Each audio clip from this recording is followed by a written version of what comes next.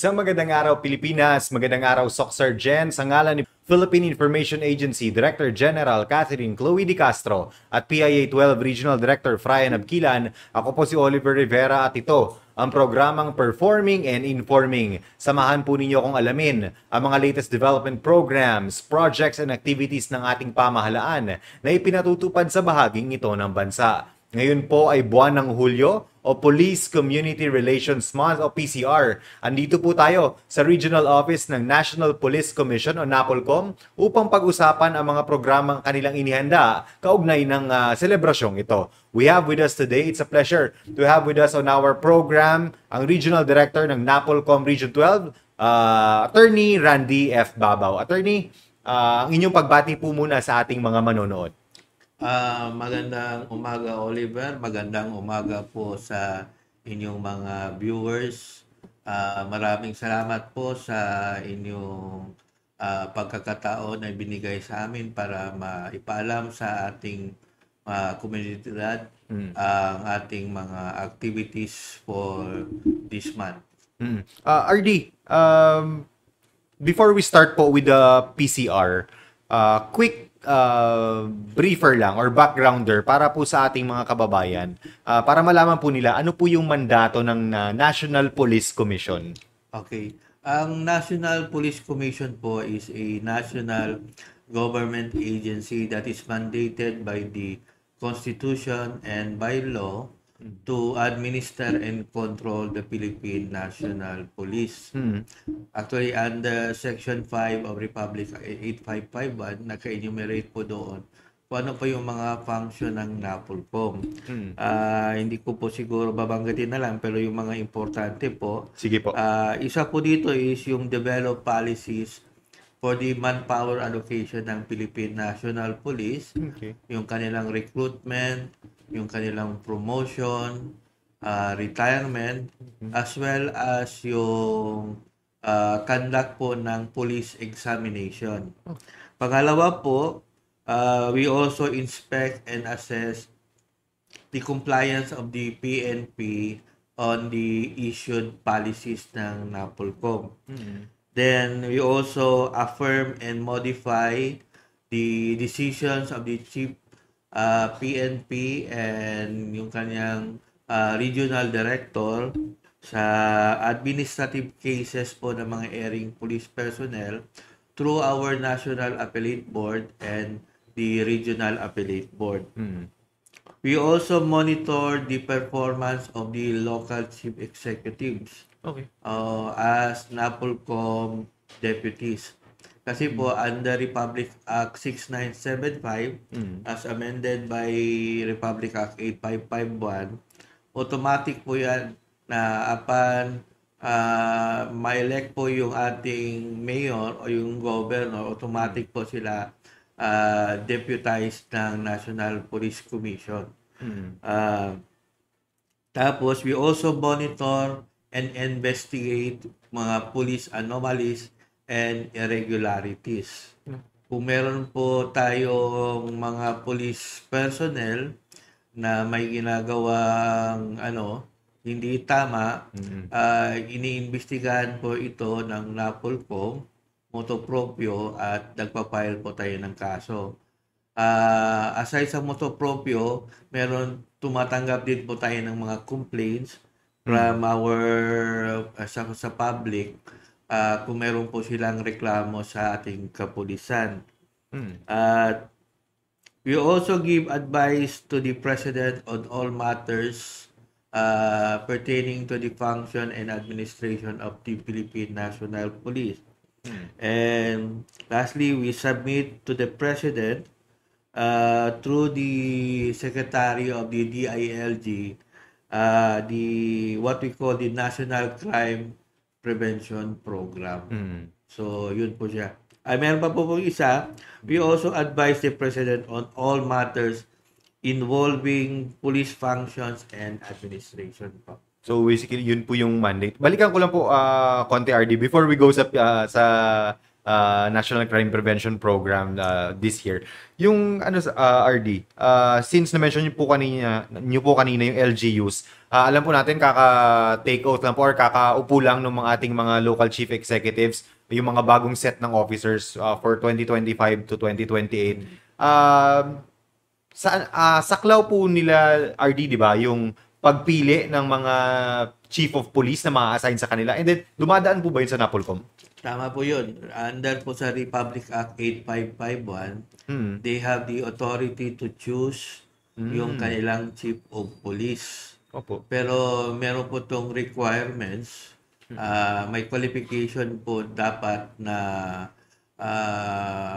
maabot nung yung ilalagay na chief of police. Yeah. Tapos dadaan po ito sa NAPOLCOM for confirmation. So titingnan po na NAPOLCOM kung qualified ba yung yung chief of police na gustong ilagay ng ating LGU. So magpo-propose si local chief executive, magbibigay siya ng list sa NAPOLCOM, and then si NAPOLCOM po yung magko-confer. Parang ganun yung Opo. flow.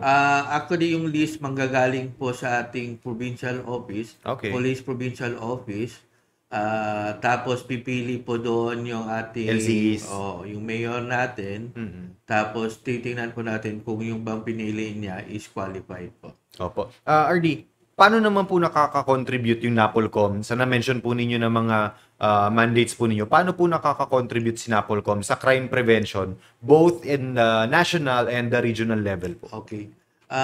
As I have mentioned earlier, ang NAPOLCOM po is nagsasubmit annually sa President ng tinatawag natin na National Crime Prevention Program. Of course, this is with the collaboration and cooperation of different local government units as well as the national government agencies. And the NAPOLCOM is the lead agency in the implementation of the National Crime Prevention Program. For this year, RD, ano yung National Crime Prevention Program and bakit po siya importante sa ating rehiyon po? Sa ating mga mamamayan ng Region 12? Okay. Yung ating pong 2025, the National Crime Prevention Program, may 5 po itong key strategies, no? Yeah. Number 1 is strengthening community-based crime prevention initiatives. Ito po yung pinapalakas po natin yung participation ng community sa ating crime prevention. Alam naman po natin, without the community, mahihirapan po yung ating law enforcement po, no? That is why yung community natin is part of the 5 pillars of criminal justice system. Pangalawa is yung modernizing crime prevention tools and technologies. Kasama po dito yung uniform crime reporting system, predictive analytics, at saka crime mapping. Tapos pangatlo naman is enhancing law enforcement capacity.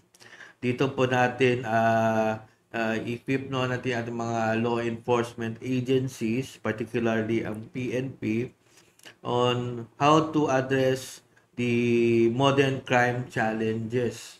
Alam mo naman ngayon, medyo modern na rin yung ating mga criminal ngayon. They are more involved on cyber crimes and organized crime as well as terrorism. Then number 4 po, yung establishing a crime prevention knowledge management program. This will serve as a central repository of knowledge and resources that can be accessed by different law enforcement agencies. At yung panglima po, ito po yung improved criminal justice system coordination and alliance. Actually, ang program po natin ito yung tinatawag natin na PROLEX, no? Ito po yung Prosecution, Law Enforcement, and Community Coordinating Service. PROLEX. PROLEX po. Kung saan po natin nag-iimbita po tayo ng judges at saka prosecutor. Then ang ating mga participants ay from the PNP, yung mga ating mga investigators, wherein they address yung mga gaps sa pag prosecute ng mga kaso. Hindi po kaila sa atin na minsan nadi-dismiss po yung kaso Yes. due to technicalities, no? So para kung ano man yung pagkukulang na tingin ng huwis or ng prosecutor ng mga law enforcement, Law enforcement. ay mapunuan agad para hindi po madi-dismiss na lang due to technicality. So yan po yung 5 key strategies natin. Opo. For Region 12, RD, ano yung mga crime prevention priorities natin for this year po? For this year, we will be focusing more on the prevention of organized crimes like illegal drugs, money laundering, and kidnapping. We will also include combating cybercrime and online sexual abuse of children. Ito po yung USAEC, no? Usaek. Actually, nag-umpisa na rin kami nito last February. We conducted seminars sa different schools, no, dito sa Region 11, Region 12, para ma-inform sila at saka maiwasan nila yung USAIC, no? Kasi very vulnerable po yung mga bata ngayon. Madali silang at saka pinagkakakitaan nga sila itong ating itong online sexual abuse. Then we will also be promoting public education through seminars. Actually this month mayroon po tayo, we have installed some seminars para sa ating public para at least ma-educate sila ano ba yung pwede lang itulong sa crime prevention. So, yun po siya. For Region 12 yun, RD, no? Yes po. Opo. RD, punta naman po tayo. July is Police Community Relations Month or PCRM. For ano po yung kahalagahan nitong pag-celebrate natin every July ng PCR? Okay. Yung PCR month kasi, ano to siya, this is based on Presidential Proclamation 764, which declares the whole month of July as Police Community Relations Month. Ang purpose pa talaga nito is para to build confidence and bridges between the law enforcement saka yung community. Kasi ang concern talaga natin dito is may balik yung tiwala ng community sa ating kapulisan. Kasi alam naman natin, hindi na kulang talaga yung ating number of police, no? Lalo na dito sa Region 12. So, as much as possible, we need really the help of the community. So, kung hindi mo, wala namang tiwala din kasi yung community sa police natin, hindi mo din makukuha yung kanilang cooperation. So, for this year, RD, alam ko merong mga theme na ini-implement. Ano yung theme natin for this year's PCR month? For this month, ang ating team po, actually this is the 30th PCR month. 30th. Okay. Pang 30 years na po natin ginagawa ito. Ang team po natin ngayon ay sa bagong Pilipinas, ang gusto ng police, ligtas ka. Actually, palagi po itong paulit-ulit pong sinasabi natin si PNP.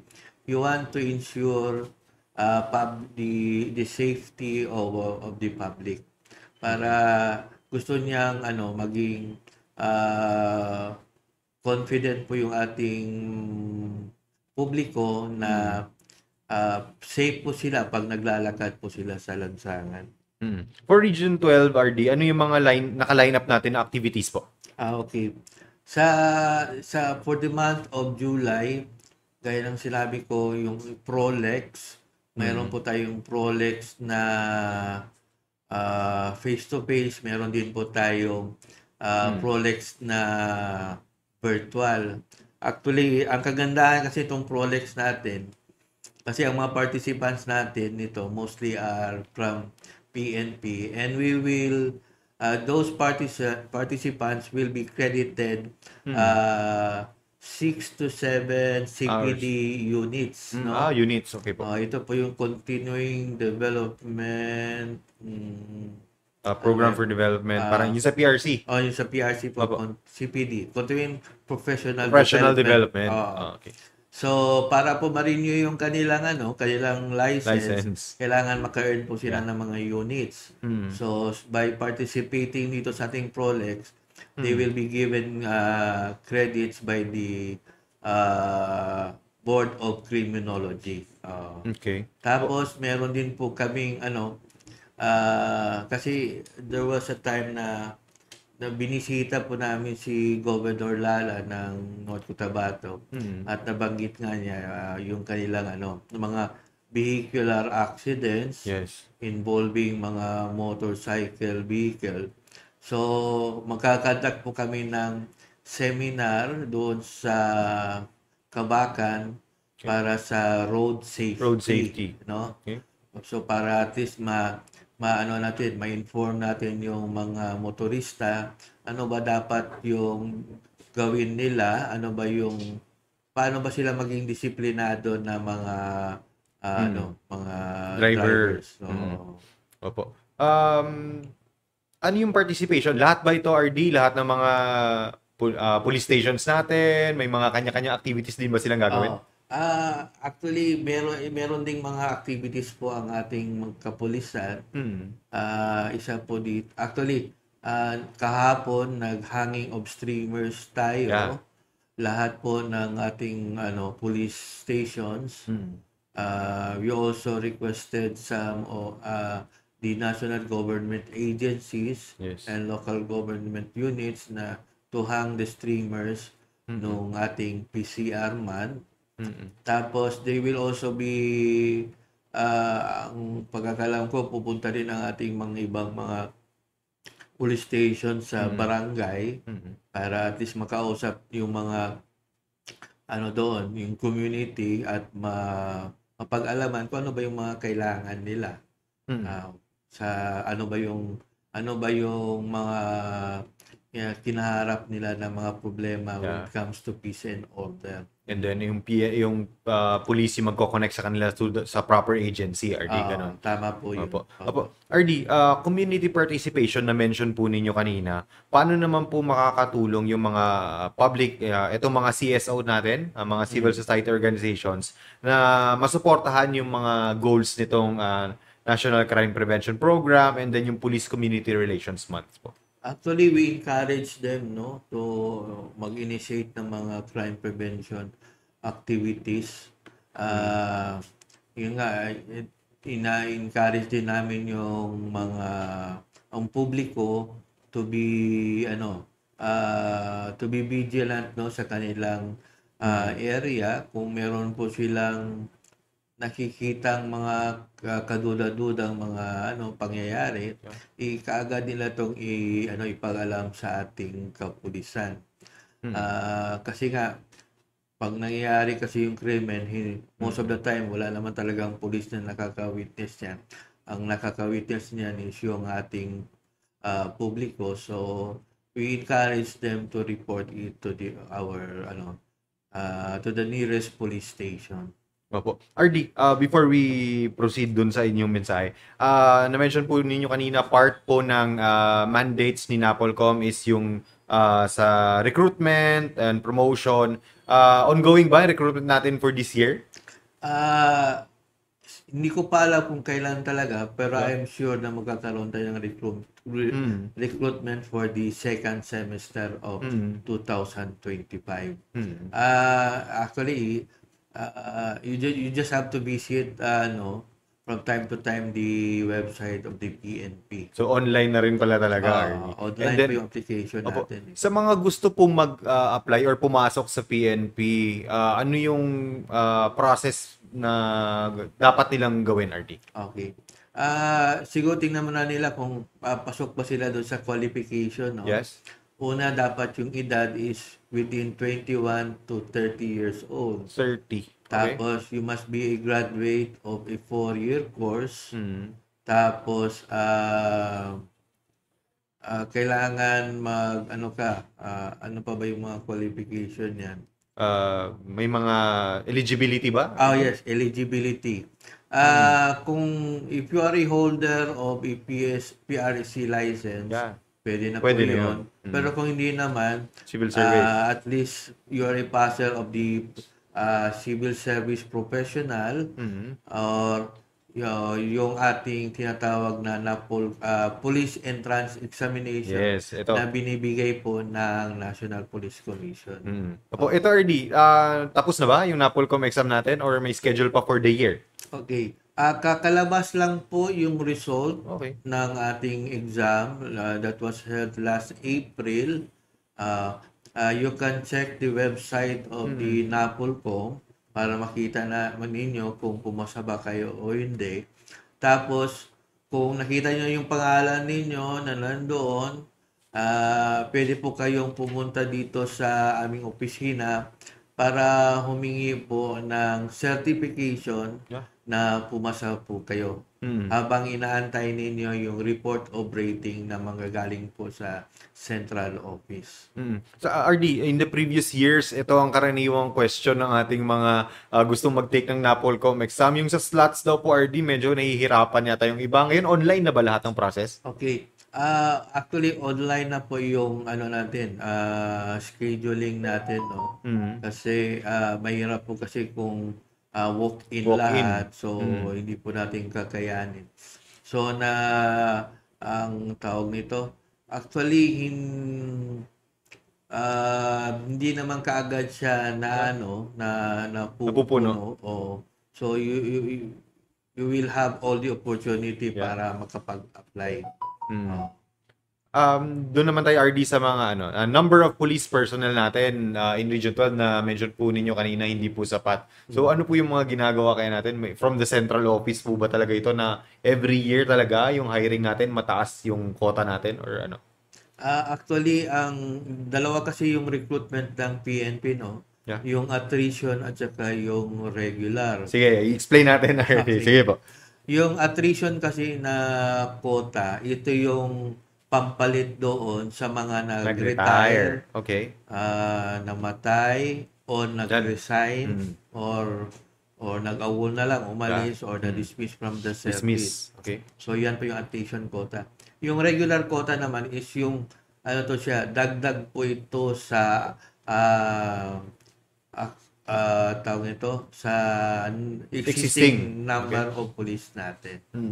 So, ang nagde-determine nito RD is the NAPOLCOM na central. Okay, nagsasubmit po ang Philippine National Police ng number of to be recruited, then this will be approved by the National Police Commission. Kasi may kailangan dito na budget na requirement. Tama So po yun. sa sweldo, hindi lang basta-basta na. Example, kung gusto mo na 100, hindi basta-basta 100, dapat ma-defend din na. Tama po yun siya. Opo. RD, part din ng ninyo, may time pa tayo, no? Part din po ng trabaho ninyo is yung pag-inspection sa ating mga police stations, right? Tama. So, kamusta naman po yung mga inspection na kinakandak natin and then meron ba tayong mga nakikita na mga violations? Ano po yung mga actions taken natin sa ganito? Okay po. Actually, nakapag-umpisa na po kami ng inspection as well as monitoring. Natapos na po namin yung province ng Sultan Kudarat, ng North Cotabato, ng Sarangani, tapos at saka nung General Santos City, no? Ang inspection po namin is more on the assessment po ng manpower ng each police station. Kung sapat ba ito, tapos paano po nila natutugunan yung kanilang mandato, o kung